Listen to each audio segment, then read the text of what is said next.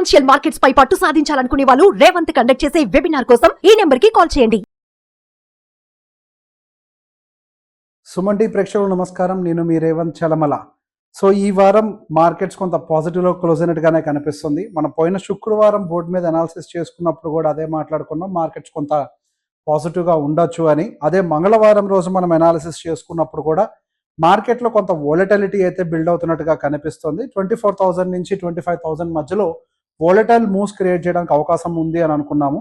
So అనుకున్నట్టుగానే మనకి RBI related ఏదైనా ఎక్స్పెక్టేషన్స్ వల్లనో ఏంటో మనకు ఐడియా లేదు, కానీ బట్ ఫైనల్లీ వోలటాలిటీ అయితే మాత్రం ఎవ్రీ ట్రేడింగ్ సెషన్లో, ఒక శుక్రవారం తప్పించి ఎవ్రీ ట్రేడింగ్ సెషన్లో మనకి హ్యూజ్ వోలటాలిటీ అయితే మార్కెట్లో బిల్డ్ అయింది.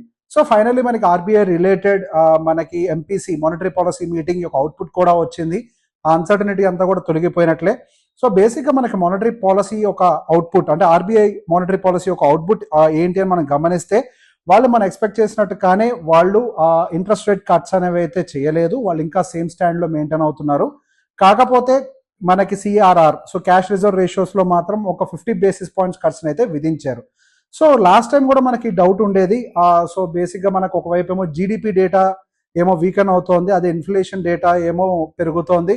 సో గోయింగ్ ఫర్దర్ వాళ్ళు ఎటువంటి నిర్ణయం తీసుకుంటారో అనేది కొంచెం కన్ఫ్యూజన్ తోటే అన్నాము. కాకపోతే ఇప్పుడు ఆ కన్ఫ్యూజన్ పోయింది. సో వాళ్ళు ఈ రకమైన నిర్ణయం తీసుకోవడానికి అందరూ చెప్తున్నారు ఇప్పుడు ఒక 50 బేసిస్ పాయింట్స్ అది సిఆర్ఆర్ తగ్గించారు, కాకపోతే ఇంట్రెస్ట్ రేట్ కట్స్ అయితే చేయలేదు అని.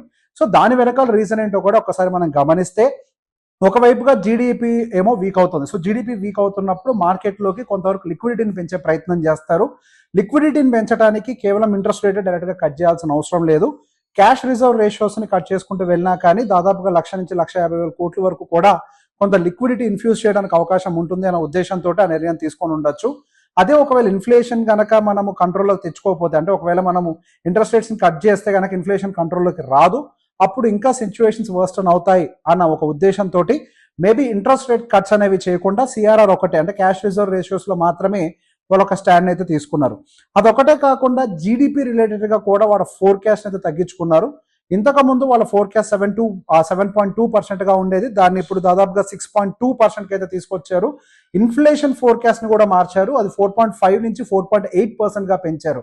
సో మనకి ప్రీవియస్గా ఎప్పుడైతే 7.2% ఫోర్కాస్ట్ అనేది ఉందో అప్పుడు మన ఇండియన్ మార్కెట్స్ అంతా కూడా బులిష్గా మూవ్ అయ్యాయి. There is a very good chance for India to grow. Yes, ఇప్పటికీ ఛాన్సెస్ ఉన్నాయి.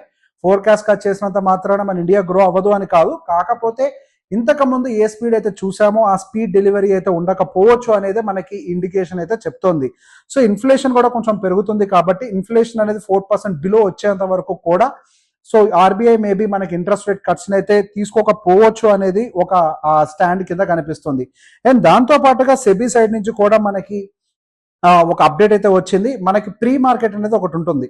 మనకి 9 o'clock నుంచి 9:15 వరకు కూడా ప్రీ మార్కెట్, అంటే 9 to 9:07, 9:08 వరకు కూడా మనకి మార్కెట్లో ఒక సెటిల్మెంట్ అంటే ఓపెనింగ్ ప్రైస్ అనేది దొరుకుతుంది కదా. ఇన్ ద సేమ్ వే మనకి క్లోజింగ్ లో కూడా ఉండాలి. సో బేసిక్గా ఏం జరుగుతుంది, మనకి మార్కెట్లో క్లోజింగ్ ప్రైస్ అనేది వెయిటెడ్ యావరేజ్ బేస్ చేసుకొని ఇస్తారు. సో ఈ వెయిటెడ్ యావరేజ్ ప్రైజింగ్ వల్ల మార్కెట్లో కొంతవరకు వాలటిలిటీ బిల్డ్ అవుతుంది, కొంతవరకు మ్యాన్యుపులేట్ చేస్తున్నారు ప్రైజెస్ని అనే ఒక ఉద్దేశంతో ఏమో. కానీ ఇక మీదట last half an hour weighted average మేము తీసుకోము.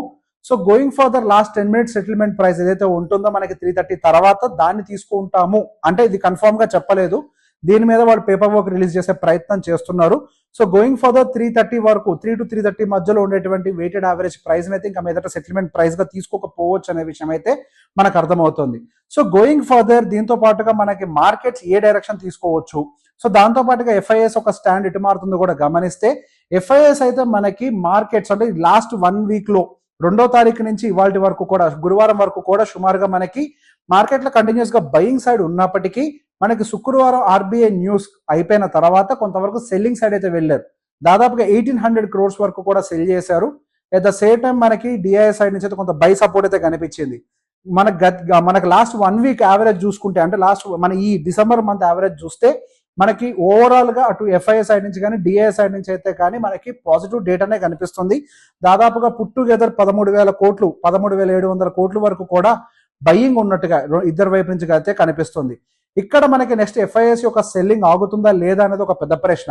సహజంగా మనకు ఆర్బీఐ న్యూస్ తర్వాత ఎటువంటి యాక్టివిటీ వాళ్ళు తీసుకుంటారు అని గమనిస్తే వాళ్ళు కొంతవరకు నెగిటివ్ యాక్టివిటీ తీసుకున్నారు. So going further we have to see ఆ నెగిటివ్ యాక్టివిటీ అయితే కంటిన్యూ అవుతుందా లేదా అని. అదే మనకి ఆప్షన్ చైన్ డేటా మనకు ఓఐ అంటే మనకు ఓపెన్ ఇంట్రెస్ట్ డేటా కనుక గమనించినట్లయితే మార్కెట్లో హయ్యర్ సైడ్ పొటెన్షియాలిటీ అనేది కొంచెం తక్కువగా కనిపిస్తుంది.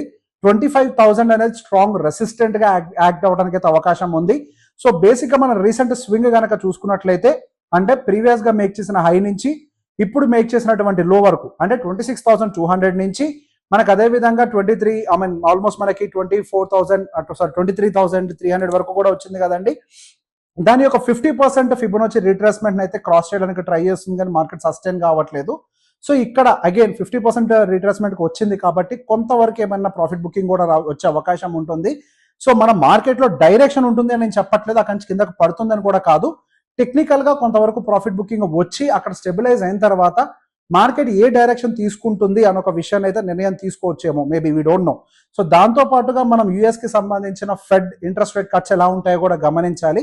ఫెడ్ ఇంట్రెస్ట్ రేట్ కట్ అయితే మనకి డిసెంబర్ లో ఉంటుంది అని చెప్పేసి రీసెంట్ గా ఫెడ్ చైర్మన్ కామెంటరీస్ లో అయితే వినిపిస్తుంది.